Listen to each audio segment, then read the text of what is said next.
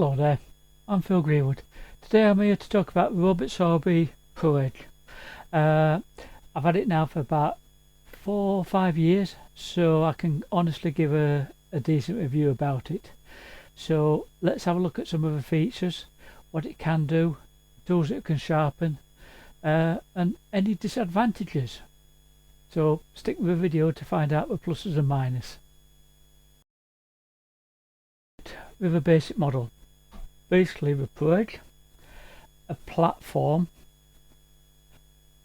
a short connector there, what fits on there, which you put your profiling gauge into and your tools, and that's about it for the basic model. For the deluxe model, you get this one which fits on there. Now this gives you the option of setting it in the near one, number one so we call it, which is for your standard grinds. The second one is for your medium length grinds, and your third hole is for long grinds. That's along with the setting gauge, a jig to put your standard ball gouge grinds in, and for your spindle roughing gouge. Also it can be used at the side for using parting tools for sharpening lead, which I'll show you all the different gouges and chisels to grind later on. Also an angle plate for setting the angles of a skew chisel. So that's the difference between the deluxe and the standard model. Now to change from the platform to the fingernail profile requires you to take the platform off, which you've a lever here, you need to unscrew that, and that takes quite a lot of undoing, and then eventually your platform comes off. I've made a modification. On mine I've cut a slot there. It was a round hole like this one, but I've put a slot in there. That enables you to just slide it on and off very easily, and just one string of and that's fastened on now. So that's a modification I've done. I'd recommend it to anybody to save time. About the belts, I've got the diamond one on, and I've had it for about 3 years plus, and all I've done is washed it a couple of times. Make sure it's fully dried before you put it back on the machine. It does everything I require for slight profiling or sharpening.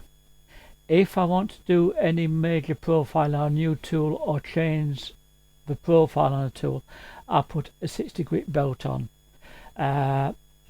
It will take ages on this one. This one does it very quickly, but it's too coarse to give a decent edge on your turning tools. Lots of belts are available. Ceramic are a good one. This is an aluminium oxide. You find they do wear out quickly. Ceramic ones last a long time, so they're worth the extra money. To change the belts, you need to remove a platform, and you've 2 ring nuts virtually here. Let me just show you that, and the one down here. You pull the plate off, and then you just release the tension up here. Slip the belt off, slip the belt back on, retension, and put the side plate back on, and the 2 finger nut type of fasteners. There will be a technical name for that, but that's what I'm just calling it. First one we go to do is a spindle roughing gouge. Now on here it gives you a list of angles you can sharpen them at. I sharpen my spindle roughing gouge at 45 degrees, which on here is 1, 2, 3, 4 down. So I'll just release my platform. On the side there, I want my 4th hole down. Just put my finger at the back, 4th hole down. So that's 1, 2, 3, 4th. So I do apologise if my head got in way there, but it's for 4th hole down on my back. That's giving me 45 degrees. Then I can use my platform here, put it in there, and put my spindle roughing gouge on there, and just slide it up, and then just roll the gouge over in my platform. And that keeps it square on the end. How much do you need to sharpen? Very little. Let's give you an example here. So let me just switch it on there, this one. Slide it up, roll over onto the side, roll over onto the other side, take away and stop, and that's sharpen the edge. So it's as quick as that. You do not need to keep rolling it backwards and forwards all the time. All that will do is wear the tool away and the belt. So if you sharpen regular, that is all that's required. So angle preset, that keeps it square at the end, so there's very little you can do on, except if you hold it in one place. If I have it tilted on the side and hold it a long time there, yes, it will start to grind the left hand ring away. Same if you do it too much now. So you want it to do an even roll and take equal amounts off all the way around, and that will keep it spot on your gouge. So the next tool I'm using is the parting tool. I'm using 25 degrees, which is the second hole down. So just loosen the location pin and put the pin into the second hole down. If you want to use 20 degrees, which you can do, you need to unscrew the location pin from the back hole and put it in the front hole, and then it will be on the top hole in the location plate.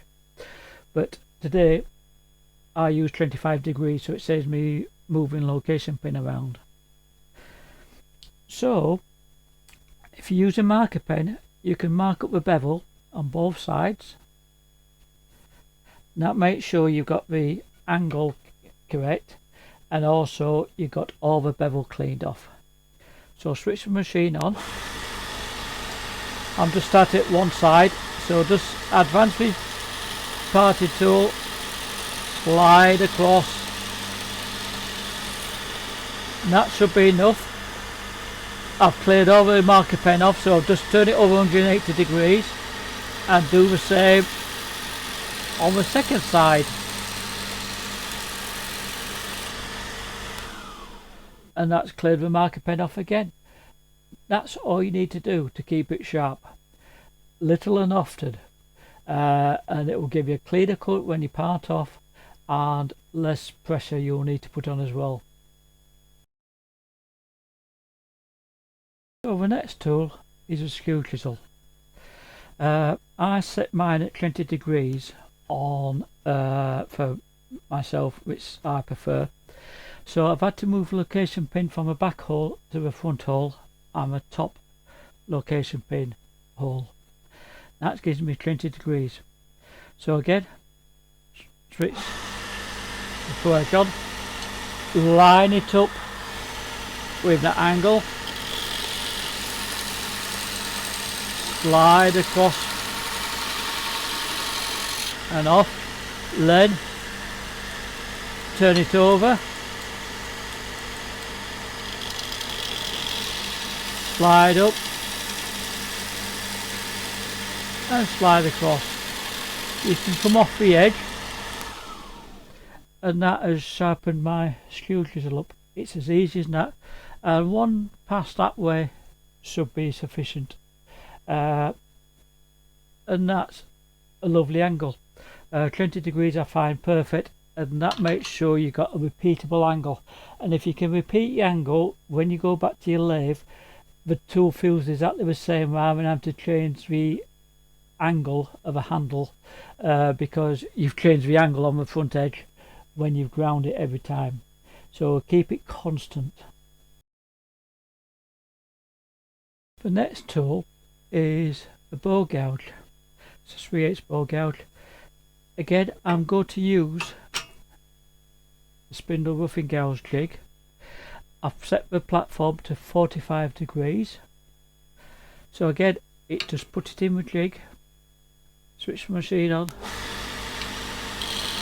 advance it and then roll it over in the jig. Just to go move it along purely so I'm using a different part of the belt. And when I roll it over, I roll it over so the flutes are facing 3 o'clock, and then when I go back the other way, so they're facing 9 o'clock. Doesn't matter which way you start. You can start with them facing 9 o'clock and roll them over 180 degrees, or you can start it like the flutes facing 3 o'clock and roll them over. It's which is best for you, which you find easiest. And that's the standard grind for a bow gouge.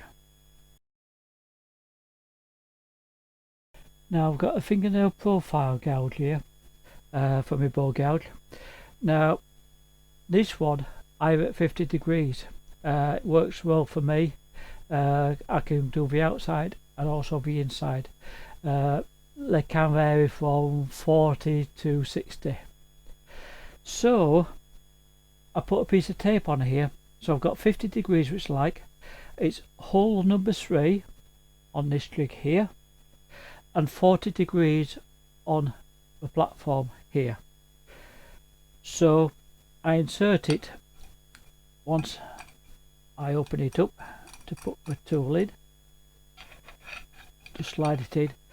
Right, I'm going on 40 even though I'm going 50 degrees. Why? Because if you go on the hole number 1 on the inner one, that's the angle it will give you from the plate. So if you set it at 40, it will give you 40, 45, it will give you 45.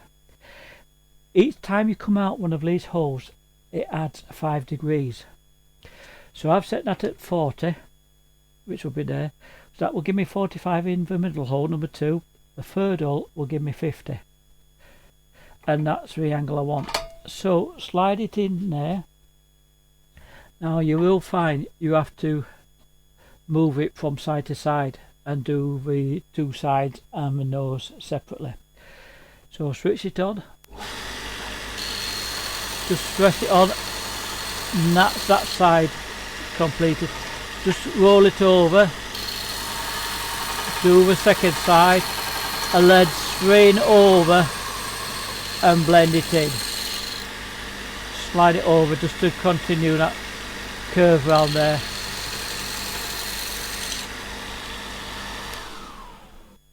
And that's the bow gouge sharpened at 50 degrees.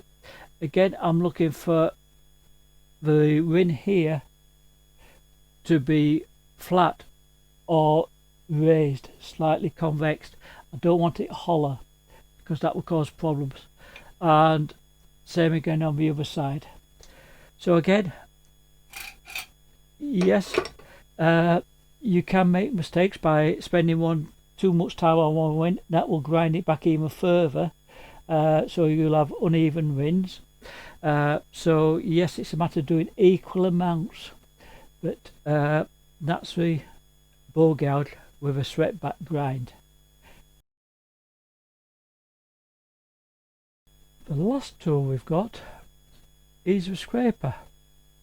Now the angles do vary from turner to turner.